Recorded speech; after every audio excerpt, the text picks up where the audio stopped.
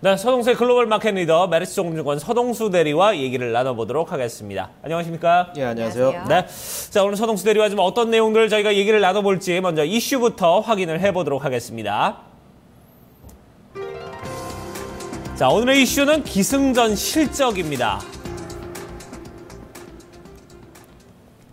여러 가지 우려감들도 있고, 중국의 제조업 경기가 둔화됐다, 이런 경제 지표들도 있습니다만, 결국 증시를 왔다 갔다 하는 건 기업들의 실적이 아닌가 하는 생각이 드는데, 이제 미국의 실적 시즌이 이제 본격적으로 좀 개막이 됐습니다. 예, 맞습니다. 그, 실적 시즌은 한 10월 12일 정도부터 이제 좀 발표가 되면은, 일단 그 전에 있어서 이제 좀 먼저 움직이겠죠. 움직이는데, 최근 들어서 이제 중국 얘기다, 복스바겐 얘기다, 여러 가지 핑계를 대면서 증시가 좀 많은 변동성들을 좀 보여주고 있는 것들이 사실입니다. 중국 증시만 하더라도 어제 한 2% 정도 빠졌고요. 니케이가 4%. 네. 그리고 우리가 연휴 동안 안 열렸었을 때 미국 증시 같은 경우도 연일 내리 하락을 보이다가 어제 의미 없을 정도의 소폭의 상승을 보이면서 좀 마무리가 됐었는데요. 네. 이럴 때일수록 좀 우리가 좀 중요하게 봐야 되는 부분들이 기업들의 실적이 아닐까 좀 생각이 듭니다. 네. 이 경제, 그러니까 글로벌 증시의 어떤 변동성이 점차 커지고 있는 구간대입니다. 사실 지난주만 하더라도 저희가 이 시간에 검토했던 내용들이 거의 금리 인상에 대한 이슈라던가 이런 부분에 좀 주목을 하는 모습이었는데 벌써부터 이제 미국 시장에서는 기업들의 전망치가 나오고 있거든요. 이런 부분들을 이제 조금씩 반영을 하게 될 텐데 이번 실적 시즌 분위기 또 어떠할지 외신들 반응 좀 살펴주시죠. 어쨌든 실적 시즌 이전에 있어서 증시가 굉장히 많이 조정이 되어 있다라는 측면에서는 네. 투자자들로 하여금 좀 자신감을 좀 많이 잃게 만드는 부분들이 아닐까 좀 생각이 드는데요. 블룸버그 같은 경우는 블룸버그에 따르면 S&P 500 지수가 5일 동안 떨어지다 어제 소폭 좀 상승을 했었는데요. 그렇죠. 네. 전일 같은 경우 이제 선물 지수도 좀 상승하는 모습을 좀 보여주면서 좀 변동성이 좀 재차 좀 줄어드는 것이 아니냐 이런 기대감을 좀 가져가고 있는데요. 네. 이런 이슈가 있었습니다. 글렌코어라는 이제 그 석탄 이제 마이닝하는 회사인데요. 네. 여기가 이제 아연, 구리 이런 것까지도 캐는데요. 런던에서 30% 가까운 이렇게 그 하락을 보이다가 물론 어제 많은 반등을 하기는 했습니다만. 유가가 지금 이렇게 많이 떨어져 있는 거는 어떻게 보면은 새로운 일이 아닌데도 불구하고 유가라든가 이 원자재들 가격들 이런 흐름들이 좀 시장에 굉장히 큰 파급을 주고 있는 것들이 지금 사실입니다. 그래서 중국 우려라는 또 이러한 이제 무슨 공식처럼 얘기를 하고는 있습니다만 어쨌든 최근 들어서는 원자재 기업들의 변동성이 확대됨으로 해가지고 실적 시즌에 대해서 좀 두려운 부분들이 좀 많이 나타나고 있다라는 측면을 좀 얘기를 하고 있고요. 그리고 다른 기사 한 가지를 더 보면은 이제 골드만삭스에서 얘기를 하기는 이제 another bumpy ride를 그러니까 이제 덜컹덜컹한 이런 실적 장세에 의해서 주가들이 출렁출렁거리는 이런 것들을 다시 지금 대비를 해야 된다라고 얘기를 하고 있습니다. 이번 미국 3분기 GDP 성장률 같은 게 굉장히 서프라이즈 수정치가 나오면서 좀 3%가 넘는 굉장히 좀 높은 수준으로 나왔는데요. 여기에서 또 환경적으로 봤을 때에는 미국 기업들은 상당히 좀 좋았음에도 불구하고 미국 기업들을 그러니까 GDP 성장률 같은 경우는 상당히 좋았음에도 불구하고 여타 전 세계 다른 시장들 같은 경우에는 우리가 좀 눈높이 대비해서 좀 많이 낮춰진 것들이 여러 가지 실적이라든가 지표라든가 이런 것들이 좀 미국 이외에는 별로 좋지 않았었다는 얘기죠. 특히나 유가 같은 경우에도 많이 떨어지고 이제 글렌코어 같은 경우도 한 3,800명의 감원 이런 것들이 마이닝 미국이 또 가장 또 자신 있어 하는 부분들이 GDP하고 또 고용 아니겠습니까? 네. 그런데 또 이러한 이제 원자재 폭락이라든가 이런 여러 가지 좀 안 좋은 환경에서 미국 기업들이 과연 얼마나 좋은 실적을 냈을까? 이런 것들이 좀 의심 반, 기대 반 이렇게 있는 상황이다라고 얘기를 좀 하고 있습니다. 여기서 그림을 보시면요. 네. 텔레콤이라든가 헬스케어 같은 경우는 좀 선전을 할 것이라고 이렇게 좀 표를 EPS 성장률을 보시면 될 것 같고요. 오히려 지금 유틸리티라든가 원자재, 에너지 기업들은 이제 마이너스권이라든가 굉장히 좀 좋지 못한 성장률을 보여주고 있는 상황들이 상당히 많다. 이런 부분에서 범피 라이드가 좀 예상이 된다라고 이렇게 좀 전하고 있습니다. 네. 그렇게 되면은 미국 내수 경기에 영향을 받는 기업들은 어떻게 보면 호조를 띨 수 있겠지만 반면에 이 중국과 연관된, 그러니까 원자재 시장과 직결된 기업들에 대해서는 우려가 불가피하다라고 봐야 될 것 같은데, 그러면 이 흔들림에 대해서는 글로벌 증시의 어떤 파급력을 어떻게 점검해 볼 수 있을까요? 약간 어쨌든 지금 유동성은 계속 좀 축소가 되는 국면에서 네. 실적의 관심도가 좀 많이 높아질 수밖에 없다라는 부분들. 미국이야 GDP 성장률이 이렇게 좋았기 때문에 뭐 섹터별로 뭐가 좋고 안 좋다 이런 식으로 이렇게 나눌 수 있을지 모르겠습니다만 우리나라 같이 이렇게 저성장을 하고 있는 경제 성장률 자체가 좋지 못한 국가에서는 지금 뭐 좋은 섹터 혹시 아시는 섹터 있으십니까? 라고 물어보면 어떠한 사람도 여기 섹터가 좋습니다. 여기는 숟가락만 올려도 아주 좋은 뭐 수익이 나는 산업입니다. 라는 산업 자체가 지금 우리는 전면적으로 부재되어 있는 상황이다. 그 상황에서 3분기 실적이라든가 4분기까지 실적이 계속 개선세가 연속성을 가지고 있는 스페셜리스트들, 그런 기업들을 찾아가지고 헤매고 있고요. 여기에서 그런 기업들에다가 프리미엄을 주고 있는 장세가 될 가능성이 상당히 높다. 3분기 실적이 좋아질 수 있는 기업들에다가 좀 집중적으로 공략을 하는 부분들이 맞지 않나 이렇게 정리를 해드리겠습니다. 네, 그래요.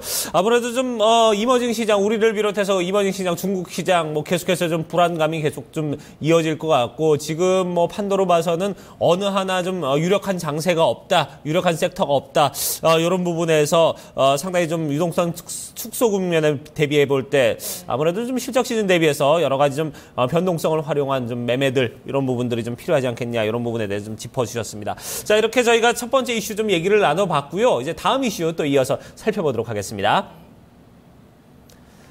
자, 두 번째 이슈는 일파만파 폭스바겐 사태에 대해서 얘기를 나눠보도록 하겠습니다. 자, 전체적으로 좀 생각보다 지금 파급력이 상당히 커지고 있습니다. 글쎄요, 뭐 유럽 차들 하면은 유로 디젤이 최근에 이제 가장 각광을 받았고, 이런 부분에서 좀 차세대의 어떤 후속 차량들, 뭐 미국의 전기차라든지 아니면 뭐 또 다른 분야라든지 이런 부분하고 좀 비교해 볼 때 최근에 좀 디젤에 대한 어떤 신뢰도가 좀 많이 떨어진 것 같습니다. 맞습니다.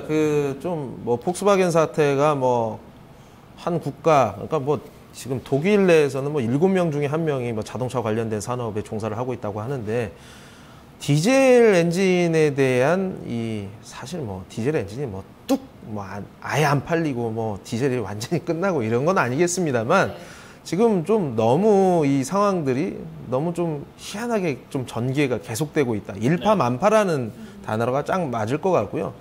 이제는 이 시비에서 이제 폭스바겐에서 발행을 하는 자산유동화 증권 자체도 매입을 하지 않겠다라는 부분까지 이렇게 좀 파급력이 지금 계속 진행이 되고 있는 부분들이 도대체 이제 증시에서는 어떻게 반응을 보이고 우리가 좀 소화를 해내야 될까라는 부분에 대해서 좀 말씀을 드리고자 합니다. 네. 이 폭스바겐 스캔들 정말 그야말로 일파만파라는 말이 딱 맞는 것 같은데, 네. 다른 자동차 업계에도 영향을 끼치고 있고, 또 이와 함께 이 폭스바겐이 납품한 문제 엔진에 장착한 그 자동 차량에 대해서도 문제가 점차 커지고 있는 그런 국면들이거든요. 이런 부분들 외신 쪽에서 어떻게 보고 있을까요? 월스트리트저널 따르면 상당히 좀 많은 부분들을 이제 체크를 하고 있는데요. 네. 뭐 일단 처음에 이게 어떻게 시작된 거냐면, 미국에서 이제 정치적인 논리가 입김이 뭐 작용을 한 것이다. 미국이 이제 미국 자동차 시장 이외에 타국에서 유럽이라든가 아시아 같은 곳에서 폭스바겐에게 굉장히 많은 시장을 내줘주고 있다는 뭐 이런 얘기를 이제 독일 뭐 우파에서는 하고는 있는데요. 재밌는 것은 이제 유럽의 비영리 연구단체에서 의뢰가 먼저 처음이 시작된 거였어요. 그래서 이제 유럽 비영리 연구단체인 국제 청정교통위원회, 뭐 ICCT라는 곳에서 이제 웨스트 버지니아 유니버시티에다가 미국 디젤과 유럽 디젤의 차이에 대해서 의뢰를 하다 2013년도에 딱 의뢰를 했었거든요. 근데 여기서 차량 성능을 이제 비교를 했는데, 원래는 이제 박스 안에 딱 가둬놓고 차를 이제 뭐 앞바퀴라든가 뒷바퀴만 돌리면서 거기에서 나오는 이제 배기가스를 측정을 했겠죠. 근데 이런 방법보다는 실제로 달리는 자동차에서 한번 해보자. 근데 이제 BMW X5 같은 경우는 비스무리하게 나왔는데, 폭스바겐 차량에서 나온 고객이 너무 기준치에 넘어갔다. 연구진이 우리가 잘못 실험한 것이 아니냐라는 반문을 자기 자신한테 했을 정도로 했다가 이게 아니니까 미국 환경청 EPA에다가 제출을 하면서 이제 그 굉장히 좀 붉어진 거거든요. 이 배기가스 참 이 소프트웨어 자체가 거의 항공기에 들어가는 항공기를 운용하는 소프트웨어에 들어갈 정도로 굉장히 정교한 수준이라고 지금 알려져 있습니다. 네. 한 1,100만 대 정도. 그러니까 같은 플랫폼, 그러니까 폭스바겐 플랫폼 한 4-5가지 정도밖에 되지 않습니다. 골프, 제타, 뭐 A3, 뭐 이런 다 같은 차량에다가 2.0 TDI 엔진에다 또 소프트웨어를 또 얹었다는데 네. 어떻게 차량이 매연을 검사를 하는지 안 하는지 판단이 가능한 알고리즘을 심어줄 정도로 만약에 뒷바퀴만 굴러가고 이제 그 핸들이 돌아가지 않으면 이것은 검사하는 거니까 여기서 배기가스를 낮춰라. 이런 센서까지도 다 이렇게 준비를 해서 아주 고도의 거짓말을 폈다라는 겁니다. 네. 그래서 모든 GDL 차량에 대해 유럽에서 나온 유럽산 디젤 차량에 대해서는 이제 전 세계에서 다 의심을 할 정도로 이런 것은 앞으로 뭐 시가총액의 증발로도 이어졌었지만 과징금만 하더라도 뭐 지금 폭스바겐 내에서 한 8조 정도 과징금을 준비 이제 대손 충당금을 쌓았다고 하는데 20조가 넘어갈 수도 있는 가능성도 있고요. 각종 이제 소송전에 있어서 이제 이런 거를 해소하는데 비용이 얼마나 들지 추산이 좀 불구할 정도로 이렇게 지금 일파만 봐 상당히 좀 많이 커지고 있다. 이런 게 또 국내 지금 증시에서도 나오고 있다라는 점에서 좀 시사하는 바가 상당히 큰 것 같습니다. 네. 이렇게 되면 이제 차량들 이제 또 뭐 독일의 어떤 자동차 산업의 종사자가 아까 어마어마하다고 지금 말씀을 해주셨는데 그러면 이제 전체적으로 이제 지금 폭스바겐이 차지하고 있는 비중이 또 그만큼 큰 만큼 어떤 독일의 어떤 유럽 경제 근간이 좀 흔들리는 게 아니냐 이런 부분에 대한 언급도 우리가 좀 무시하지 못한 부분이고 뿐만 아니라 이제 반대로 볼 때는 이제 상대적으로 이 독일 차 외에 미국 차라든지 우리나 아니면 일본 차라든지 이런 부분은 어떤 상대적 반사적 이익이나 아니면 이런 부분도 생각해 볼 수 있지 않는가 아니면 이제 또 차세대의 어떤 다른 어떤 엔진이나 다른 차량 형태에 대해서 좀 우리가 좀 주목을 해야 되지 않느냐 이런 생각도 해보는데 어떻습니까? 맞습니다. 정확하게 말씀을 해주셨고요. 네. 뭐 일단 폭스바겐부터 얘기를 하고 독일 경제에 대해서 얘기를 하자면 여기서 뭐 독일이 망하거나 폭스바겐이 폭삭 망하는 일은 없을 겁니다. 중장기적으로는 언젠가는 다시 제자리를 찾아갈 수 있다고는 보고는 있는데요. 그 전까지 해서 이제 수혜를 받는 반사 수혜를 받는 업종이라든가 이런 타 완성차 업체에 대해서는 좀 관심을 많이 가져야 된다.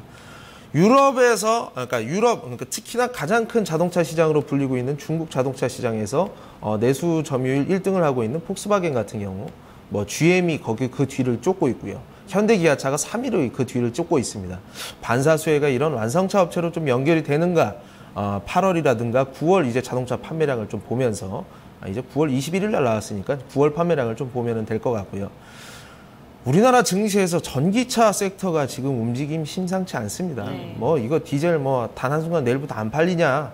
전기차가 내일부터 당장 팔릴 것이냐라는 얘기를 하지는 못하겠습니다만은 항상 증시라는 것은 굉장히 좀 선제적으로 움직이는 선행지표거든요.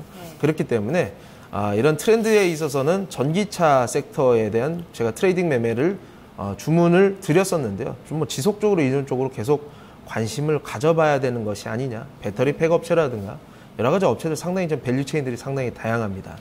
이런 부분에서 계속 좀 트레이딩을 해보시는 게 좋겠다라고 정리를 해드리겠습니다. 네, 폭스바겐 스캔들이 자동차 업계를 바꿔놓고 있습니다. 이 전기차, 미래의 어떤 자동차에 대한 기대감이 조금 더 앞당겨져서 반영이 되고 있다는 점, 이 주가 꾸준히 좀 살펴보셔야 될 요인이 될 것 같고요. 이와 함께 완성차 업체들의 실적도 눈여겨보신 후에 주가 흐름 좀 눈여겨보셨으면 좀 투자 전략에 좀 참고가 되실 것 같습니다. 자, 오늘 두 가지 이슈는 여기까지 이야기 나눠보도록 하겠습니다. 메리츠 송금증권 서동수 대리와 함께했습니다. 감사합니다, 대리님. 예, 감사합니다. 고맙습니다.